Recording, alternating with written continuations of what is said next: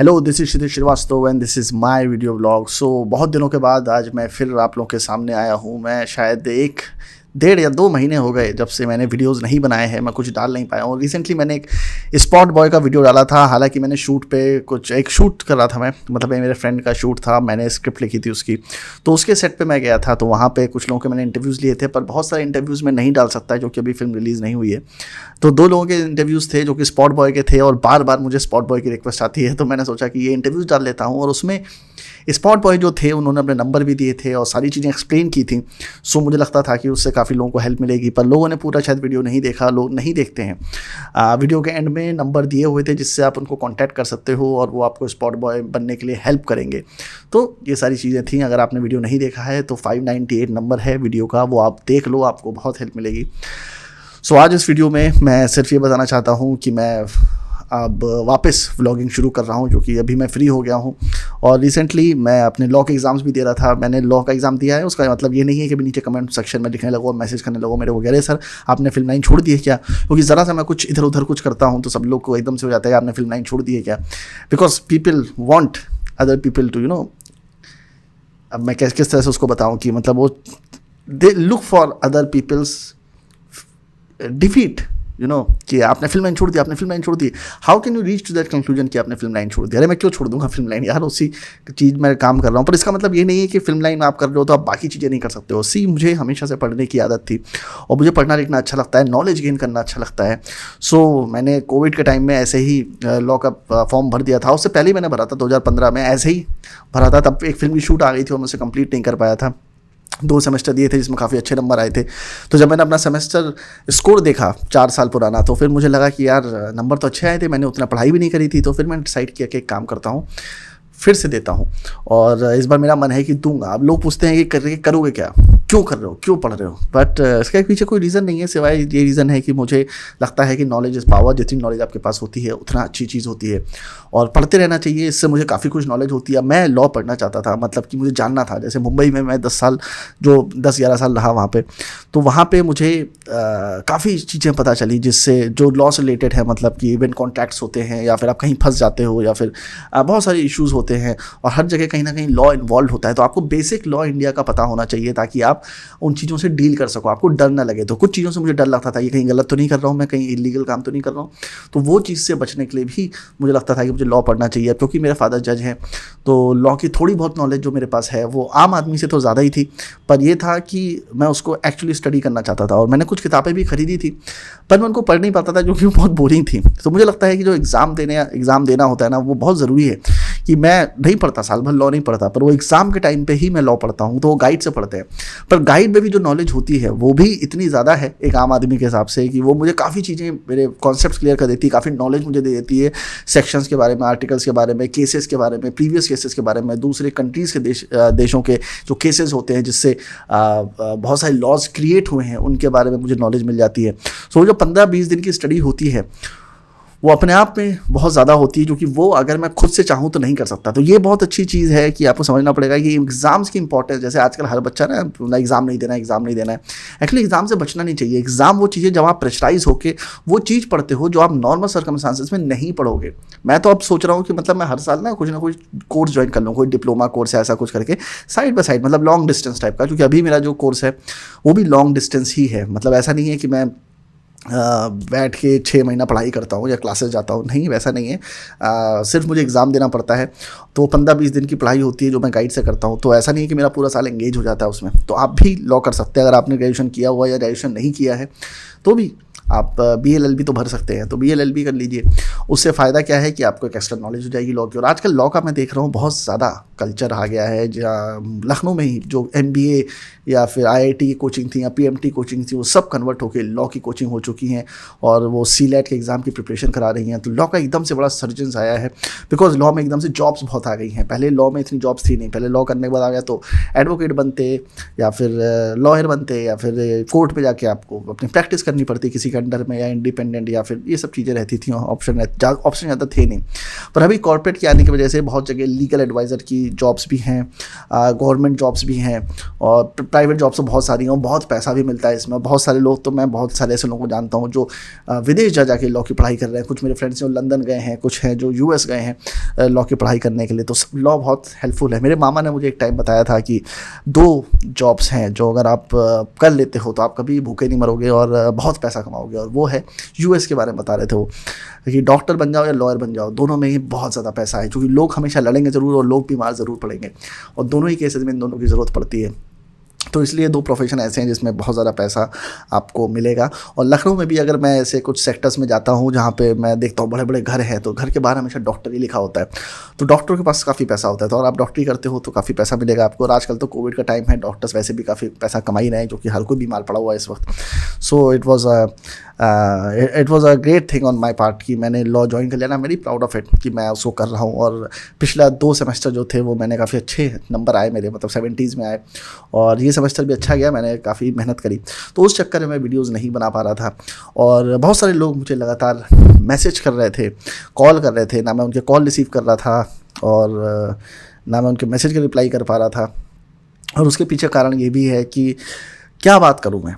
तो एक जो लोग फ़ोन करते हैं, या तो वो स्पॉट बॉय की जॉब मांगते हैं, या फिर they keep asking for the same question and again, जो मैं ऑलरेडी एक्सप्लेन कर चुका हूँ। और कई लोग तो ऐसे हैं जो मुझे बार बार फ़ोन करके सेम अफर्मेशन करने की कोशिश करते हैं। सेम मतलब वो उनके दिमाग में ऑलरेडी आंसर हैं उनके प्रॉब्लम्स के, उनके जो क्वेश्चंस हैं उसके ऑलरेडी सॉल्यूशंस उनके पास हैं, बट वो मेरे मुँह से सुनना चाहते हैं, और मेरे मुँह से वो सुनना चाहते हैं जो वो ऑलरेडी जानते हैं। पर मैं उनको कुछ और बताता हूँ तो वो तब तक मुझे फ़ोन करते हैं जब तक मैं उनको वो ना बता दूँ जो वो सुनना चाहते हैं। तो उसमें 2 चीज़ें हैं जो वो सुनना चाहते हैं। पहला तो ये कि फिल्म इंडस्ट्री जो है वो बहुत ख़राब है, इतनी ख़राब है कि वो अपना मन बना ले कि उन्हें नहीं जाना है उसमें। अंगूर खट्टे वाली चीज़ हो जाए तो पहले ही मन बना लो कि नहीं, हमें नहीं जाना है उस इंडस्ट्री में। तो वो अपने आप को कन्विंस करने की कोशिश करते हैं कि वो नहीं जाना चाहते। ऊपर से दिखाते हैं कि उनको फिल्म इंडस्ट्री जाना है, फिल्मों का शौक है, सब कुछ है, बट अपने आप को कन्विंस करने की कोशिश करते हैं कि फिल्म इंडस्ट्री इतनी ख़राब है कि इसलिए मैं नहीं गया क्योंकि फिल्म इंडस्ट्री ख़राब है। तो वो सुनना चाहते हैं मेरे मुंह से, जबकि ऐसा कुछ नहीं है। ठीक है, फिल्म इंडस्ट्री की मैंने कभी भी बुराई नहीं करी है अपने किसी भी ब्लॉग में, और मैं करता भी नहीं हूँ कभी। क्यों करूँगा फिल्म इंडस्ट्री की बुराई? फिल्म इंडस्ट्री वैसे भी अच्छी है। कुछ प्रॉब्लम्स हैं, वो प्रॉब्लम्स अगर मैं किसी और फील्ड की बात करूँगा तो उसमें भी मिलेंगी, हर जगह मिलती हैं। सो कोई बड़ा इशू नहीं है वो, ठीक है। और दूसरा जो रीएश्योरेंस उनको चाहिए होता है वो ये जानना चाहते हैं कि क्या वो सक्सेसफुल हो जाएंगे। ये कभी कोई नहीं बता सकता कि आप सक्सेसफुल हो पाएंगे नहीं हो पाएंगे। The thing is you have to follow for certain protocols. वो प्रोटोकॉल्स जब तक आप फॉलो नहीं करोगे तब तक आप सक्सेसफुल नहीं हो सकते। और वो प्रोटोकॉल्स हैं हार्डवर्क के, और लोग हार्डवर्क नहीं करना चाहते, they want to rely on luck. So there are 2 things, hard work and luck. और लक है जो अपने आप काम करता है, और हार्डवर्क है जो आपको करना पड़ता है। सो बेसिकली हम ये चाहते हैं कि हम हार्डवर्क ना करें, जो काम हमें दिया गया है वो हम ना करें, और हम लक पे डिपेंडेंट हो जाएं, और हम ये एक्सपेक्ट करें कि कोई एक सुपर पावर है वो आए और हमको लकी बना दे। पर ऐसा नहीं होता है। We shouldn't be dependent on that, we should be dependent on our hard work. And what we are afraid of, हम लोग डरते किस चीज़ से हैं? हम डरते इस चीज़ से है कि हम हार्डवर्क करेंगे और उसका रिजल्ट नहीं आएगा। ज़्यादातर लोग इसलिए हार्डवर्क नहीं करते ना। आप सोचो, मैं किसी को बोलूँ कि 6 पैक ऐप बना लो तो वो नहीं बनाएगा। पर अगर मैं उसको कहूँ कि यशराज तुमको लॉन्च करने वाला है, अनुष्का शर्मा तुम्हारी हीरोइन होगी, शाहरुख खान तुम्हारे पापा का रोल कर रहे होंगे, और पिक्चर इंडिया की सबसे बिगेस्ट बजट फिल्म होगी, मतलब 200 करोड़ की फिल्म होगी, 500 करोड़ की फिल्म होगी, और तुम उसके लीड हीरो होगे, और ऐश्वर्या राय तुम्हारी मम्मी का रोल कर रही होगी, और रणबीर कपूर तुम्हारे भाई का रोल कर रहा होगा, और तुम लीड हीरो हो उस पिक्चर के, और अमिताभ बच्चन तुम्हारे दादाजी होंगे, और शर्त इतनी है कि तुम्हें अपने 6 पैक ऐप बनाने हैं, और 4 महीने बाद शूटिंग होने वाली है। ट्रस्ट मी ऑन दिस, 4 महीने का 3 महीने में अपने 6 पैक ऐप बना के तुम यशराज के ऑफिस पहुंच जाओगे कि सर मैंने 6 पैक ऐप बना लिया, बताओ शूटिंग कब से शुरू करनी है। तो ये सच्चाई है। When we see the result we start doing efforts, when we don't see the results we don't do the efforts.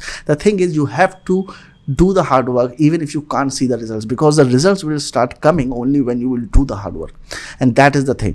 So sometimes what happens is कि हमारा जो दिमाग है, हमारा जो प्लान है दिमाग का, वो इस तरह वर्क करता है कि हमको लगता है कि जिस टाइम हम हार्डवर्क कर रहे हैं, जिस टाइम हम कर रहे हैं, हमें रिजल्ट उसी टाइम चाहिए। तो वो एक बहुत बड़ी गलत थिंकिंग है। लोग मुझे भी ऐसे कमेंट करते हैं कि सर आप सक्सेसफुल नहीं उतरे। उनके हिसाब से सक्सेस का क्राइटेरिया ये है कि आप न्यूज़पेपर अपीयरेंसेस में आओ, सक्सेस का क्राइटेरिया ये है कि आप ऋतिक आमिर शाहरुख की तरह सुपरस्टार बन जाओ, करोड़ों रुपए आपको मिलने लगे। That is the criteria of their success, but success is different for different people. Every day doing little bit of thing that you have decided and you do it, that become success. Success does not mean newspaper appearances every day coming on newspaper, that doesn't mean success. Ambani हर रोज़ news में आते हैं, कहीं ना कहीं अडानी आते हैं, अंबानी आते हैं, शाहरुख आते हैं, अमिताभ बच्चन आते हैं, ये सारे बड़े बड़े लोग न्यूज़पेपर में आते हैं। आपको लगता है क्या कि यही रिच लोग हैं? Trust me on this, India में अगर आप स्टॉक मार्केट जाओगे, जैसे स्टॉक मार्केट में पढ़ता हूँ, तो मैं जब स्टॉक मार्केट पढ़ने लगा तब मुझे पता चला, जब मैंने एनुअल रिपोर्ट्स पढ़नी शुरू करी तो मुझे पता चला कि इंडिया में इतने सारे बिलियनर्स बैठे हुए हैं, इतने रिच लोग बैठे हुए हैं, बहुत सारे तो अनअकाउंटेड इनकम है, मतलब कि वो जो इनकम उनका पेपर पे रहती है और जो इनकम एक्चुअली वो कमाते हैं वो बहुत डिफरेंट है। और अगर वो एक्यूमुलेट की जाए तो अंबानी जितने ही रईस होंगे। अंबानी के पास वाइट पैसा है जिसकी वजह से उसने इतना बड़ा घर एंटिला बना लिया, वो अपना पैसा दिखाते नहीं है। बट इंडिया में बिलियनर्स की कमी नहीं है, बहुत सारे रिच लोग हैं। ज़रूरी नहीं है कि वो न्यूज़पेपर में आए, तो अगर वो न्यूज़पेपर में नहीं आ रहे हैं तो उसका मतलब ये नहीं कि वो सक्सेसफुल नहीं है। तो सक्सेस का क्राइटेरिया हर किसी के लिए अलग अलग होता है, कौन क्या चाहता है वो उसकी सक्सेस को डिफाइन करता है। मेरी सक्सेस ये है कि every day I get up and I put some task in front of me and I do them as I want to do them. I want to make a film, eventually I will make one, but the thing is तुरंत कुछ नहीं होता है। अगर आप कपिल शर्मा का भी Netflix का एक प्रोमो आया है जो ट्विटर पे आया था, जिस पे कपिल शर्मा बोलते हैं कि मैंने 25 साल स्ट्रगल किया, 25 साल से मैं इस इंडस्ट्री में हूँ, 10 साल मैं काम करता रहा और 15 साल से पर्दे पे हूँ। तो उसका मतलब पता है क्या है कि मतलब वो आदमी 10 साल तक जब वो काम कर रहा था तो उसका कुछ नहीं हुआ था। तो मैंने जितने लोगों के बारे में पढ़ा है, जितने लोगों के इंटरव्यूज़ लिए हैं, जितनों से बात की है, ट्रस्ट मी ऑन दिस, 10 साल तक तो कुछ भी नहीं होता। 10 साल तक you just gain the knowledge, 10 साल तक you just gain the skill. आप काम करते रहते हो। अब आप 21 साल, 22 साल, 23 साल की उम्र में तुरंत सक्सेसफुल होना चाहते हो, that is not going to be possible until you are son of Pankaj Kapoor और you are son of big shot industrialist और you are son of a big star actor और समवन लाइक दैट। तो आपको एक launch pad मिल जाता है, तो आपके लिए थोड़ा सा ईजी हो जाता है। पर सक्सेस ज़रूरी नहीं है तब भी आपको मिल जाए। The thing is, if you are nothing, if you are starting from scratch, it will take you time। ठीक है, अगर आपने जल्दी स्टार्ट नहीं किया है और अगर आपने लेट स्टार्ट किया है then it's completely fine too. तो कोई नई चीज़ ट्राई करने से पहले अपना पुराना इतिहास देखो कि कौन सी ऐसी चीज़ें जो आप लगातार करते हुए आ रहे हो। Try to better that skill instead of trying to gain new skill every day. So पुरानी जो स्किल्स हैं, जैसे कि मैंने एक टाइम में, मैं कोई एग्जांपल लेता हूँ इस तरह का कि मैंने जब ये बात मुझे पता चली थी कि you have to keep working on your skill to improve it. So मैंने देखा कि बचपन से एक चीज़ है जो मैं लगातार करते हुए आ रहा हूँ। रीडिंग तो है, but reading is not a skill which can turn into an action, it's a passive skill. So active skill क्या है? एक्टिव स्किल थी राइटिंग। तो राइटिंग का बेसिकली ये है कि मैंने देखा कि मैं कहीं ना कहीं पन्ने पे लिखता रहता हूँ, डायरीज लिखता रहता हूँ, तो कहीं ना कहीं राइटिंग में सबकॉन्शियसली करता रहा। तो मैंने सोचा इसी स्किल को क्यों ना मैं और आगे लेके जाऊँ, तो मैंने उसको बढ़ाना शुरू किया और उस पर वर्क करना शुरू किया। तो आपको भी मैं यही सजेस्ट करूँगा कि just look in your past, अपने पास्ट में जाके देखो कोई एक ऐसी स्किल जो आप लगातार चीज़ें करते रहे हो, उस चीज़ को उसको और बेहतर करने की कोशिश करो, तभी आप बेटर हो पाओगे। और जहाँ तक स्पॉट बॉय की बात है, अभी मेरे दिमाग में आ गया, स्पॉट बॉय वाली चीज़ बार बार होती है, इस पर मैं सेपरेट वीडियो बनाऊंगा कि स्पॉट बॉय क्यों आदमी स्पॉट बॉय बनने का सोचता है। वैसे बता ही देता हूँ इसमें, मुझे ऐसा लगता है साइकोलॉजिकली कि जो लोग स्पॉट बॉय का जॉब करना चाहते हैं they think too low of life. उनके दिमाग में अपनी लाइफ को लेकर ना कोई एम्बिशंस नहीं है। अगर आपके दिमाग में थोड़ी सी भी एम्बिशन होती ना, आप स्पॉट बॉय बनने का नहीं सोचते। अबे यार, मतलब कोई कैसे स्पॉट बॉय बनने का सोच सकता है? एम्बिशंस होनी चाहिए, और वो एम्बिशंस इसलिए नहीं है क्योंकि उन्होंने अपने आसपास किसी को सक्सेसफुल होते नहीं देखा है। अगर आप अपने आसपास किसी को बड़ा स्टार बनते देख लेते तो आप स्पॉट बॉय बनने का तो नहीं सोचते, तो आप सोचते कि मुझे ऐसा बनना है। The thing is you lack real life examples in front of you. If you lack real life examples in your family, in your surroundings, then go out of that surrounding and meet people who are successful. Only then you can see what you can become. Successful होने के लिए successful लोगों के साथ रहना ज़रूरी है, तभी आपके दिमाग में एक माइंडसेट बनता है। और एक्चुअली वो भी अगर नहीं है तो एक स्ट्रांग माइंड का होना बहुत ज़रूरी है। आपको फेथ होना चाहिए कि मैं ये बनूंगा। आप अपने बारे में इतना लो फील करते हो कि आपको लगता है कि मुझे ये जॉब ही मिल जाए तो मैं सक्सेसफुल हो जाऊंगा। आप खुद सोचो कितना लो है एम्बिशंस पे। मैं जब मुंबई गया था तो मैंने कभी भी नहीं सोचा था कि मेरे को ये बनना है वो बनना है। मेरे दिमाग में हमेशा से था कि मुझे या तो बहुत बड़ा एक्टर बनना है या बहुत बड़ा डायरेक्टर बनना है। वहाँ जाकर मुझे पता चला कि मुझे एक्टिंग में इतना इंटरेस्ट नहीं है जितना डायरेक्शन में है। एक्टिंग में इंटरेस्ट है, बट वो जो चीज़ है उस पर मुझे ऐसा लगता है कि मेरा कंट्रोल नहीं है। Someone else is directing me and telling me what to do, while I was more of a person who wanted to tell people what to do. तो डायरेक्शन मुझे अट्रैक्ट कर रहा था, तो मैं डायरेक्शन करने लगा। फिर मेरी राइटिंग भी उस टाइम पे अच्छी थी, और मैं फर्स्ट ईयर जब मैं मुंबई पहुंचा तब से राइटिंग कर रहा था, किसी ना किसी के लिए कुछ ना कुछ लिखता रहता था। एक गलती मैंने जो करी, जो मैं आपको बताता हूँ, आप लोग मत करना, वो ये है कि मैंने हमेशा क्रेडिट से भागा मैं शुरुआत के 7-8 साल तक कभी मैंने लोगों से क्रेडिट नहीं मांगा कि मुझे राइटिंग में क्रेडिट दो या यहाँ पे क्रेडिट दो। मैं किसी के लिख देता था, अगर उसने यूज़ भी कर लिया तो मैं उसके लिए कुछ बोलता नहीं था। मुझे अगर पैसे मिल गए और क्रेडिट किसी और ने ले लिया तो भी मुझे फ़र्क नहीं पड़ता था। मैंने ऐसे बहुत घोस्ट राइटिंग करी है लोगों के लिए, जहाँ पर मैंने लिख दिया है, नाम नहीं लिया, पैसे ले लिए। उसका खामियाजा मुझे बहुत लेट भुगतना पड़ा जब लोगों ने मुझसे पूछा कि आपका नाम है कहीं पर क्रेडिट में। तो मैं कभी क्रेडिट में ध्यान नहीं देता था, क्योंकि कहीं मैंने पढ़ लिया था नेवर वर्क फॉर क्रेडिट। सो किसी मोटिवेशनल किताब में पढ़ा था कि आपको आपका ड्यू मिलेगा, आपको क्रेडिट के लिए वर्क करने की ज़रूरत नहीं है। तो वो मैंने उसको नेगेटिवली ले लिया था कि नाम लेना ही नहीं है। मतलब अगर कोई नाम दे भी रहा था ना, छोड़ो यार नाम वाम क्या देना, पैसे दे दो, ठीक है, पैसे नहीं है वो भी मत दो। मतलब I was totally negative in those sense कि मुझे क्रेडिट भी नहीं चाहिए, नाम भी नहीं चाहिए, बस काम कर रहा हूँ। So there was no motivation inside me. I just thought too highly of me. I don't know why I was working so hard back then. Motivation क्या था? अभी वो मोटिवेशन नहीं आ सकता, क्योंकि वो युद्ध था उस टाइम, जोश था कि आप चीज़ें करते रहते थे। आपका मोटिवेशन गोल जो था वो पैसा नहीं था, क्रेडिट नहीं था, ये सारी चीज़ें नहीं थी। पर आपको लगता था कि आप तो पहुँच ही जाओगे, आप तो कर ही लोगे। But lately you have to convince people of something, and credit is one of the most important thing, money is the one of the most important thing which you realise very late in life. And I would suggest that do not keep low ambitions, do not keep such low ambitions that you want to become a spot boy. इतने छोटी सोच मत रखो कि मुझे spot boy बनना है। मजबूरी आती है, ऐसा कुछ अपॉर्चुनिटी आती है जब आपको बनना पड़ता है, और आपका ये सपना है कि अब मुझे सेट पे जाना है, और अगर वो सपना साकार करने के लिए मुझे स्पॉट बॉय का काम भी करना पड़े तो मैं करूँगा, तो वो ठीक है। और स्पॉट बॉय, आप बड़े घर से और आपको स्पॉट बॉय में काम मिल रहा है और आप चाहते हो वहाँ पे आप सेट देखना चाहते हो, इसलिए आप चले जाते हो। या अमिताभ बच्चन की फिल्म है जहाँ आपको स्पॉट बॉय करने का काम मिल रहा है और आप चले जाते हो वहाँ पे, तो ठीक है। पर ये सपना रखना कि स्पॉट बॉय बनना है is completely wrong. So I am back. और अभी आपके जो क्वेश्चंस थे, पहले मैंने एक वीडियो बनाया था जिससे मैंने बहुत सारे लोगों से पूछा था कि अगर आपके कोई क्वेश्चंस हैं तो आप मुझे बताना, मैं उसके जवाब दूंगा।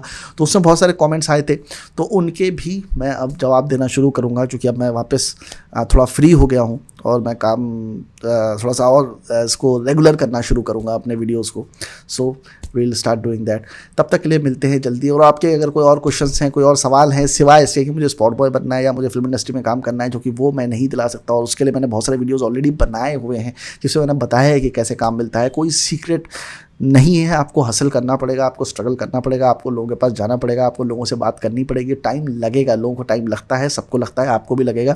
हसल करो, बाहर जाने से डरो मत। हमेशा पूरा लंबा पाथ देखने की कोशिश मत करो कि मुझे रास्ता कोई बता दे कि ऐसे ऐसे ऐसे ऐसे करके चलना है और मैं सक्सेसफुल हो जाऊंगा। That is not going to happen, because that can never happen. हर किसी की जर्नी अलग होती है और किसी को नहीं पता होता वो किस रास्ते पे जा रहा है और आगे जाके क्या होने वाला है। मुकेश एक्टर बनने आया था, सिंगर बन गया, टॉप सिंगर बन गया। सो सबकी डेस्टिनी अलग अलग होती है। किशोर कुमार को उसके भाई ने ज़बरदस्ती एक्टिंग में घुसेड़ दिया था, पर वो सिंगर बनना चाहते थे और बाद में जाके वो सिंगर बने। सब अपनी डेस्टिनी समय के साथ रियलाइज़ कर लेते हैं। सलमान खान के फादर जो थे सलीम, वो भी एक्टर बनने आए थे, उन्होंने 10-15 साल एक्टिंग करी भी, उसके बाद वो राइटिंग में घुसे क्योंकि पैसे नहीं कमा पा रहे थे। सो सबकी अलग अलग डेस्टिनी होती है, सब अपनी डेस्टिनी के हिसाब से चीज़ें मिल जाती हैं। That is the most beautiful part of life, that life is very random, life is very chaotic. So go accordingly और करो, काम करो। और कुछ सवाल ववाल हो तो फिर पूछना, तो उसके हम जवाब देंगे। और ये मेरा 599 व्लॉग है, इसके बाद मेरा 600 व्लॉग आएगा, जिसके बाद मेरे 600 व्लॉग पूरे हो जाएंगे। मेरा ये सपना था कि मैं लास्ट ईयर ही 600 व्लॉग पूरे कर लूँ, पर नहीं हो पाए। और कई दिन से मैं प्रोक्रेस्टिनेट भी कर रहा हूँ, क्योंकि मेरे एग्जाम्स पहले ख़त्म हुए। तो मैं न्यू ईयर को भी सोचा था कि मैं 2 वीडियो डाल के 600 व्लॉग पूरे कर लूँगा, पर फिर मेरी तबीयत भी बीच में ख़राब हो गई थी और फिर मैं नहीं वीडियो बना पाया, और मैं लिटरली प्रोक्रेस्टिनेट कर रहा था। तो आज सुबह उठ के मैंने डिसाइड किया कि I will do the hardest thing first, which is making video. So आज मैंने वीडियो बनाया है, आप लोग देखो और से रिलेटेड सवाल पूछो तो मैं आपके क्वेरीज का जवाब दूंगा। मिलते हैं जल्दी नेक्स्ट व्लॉग में। Bye bye.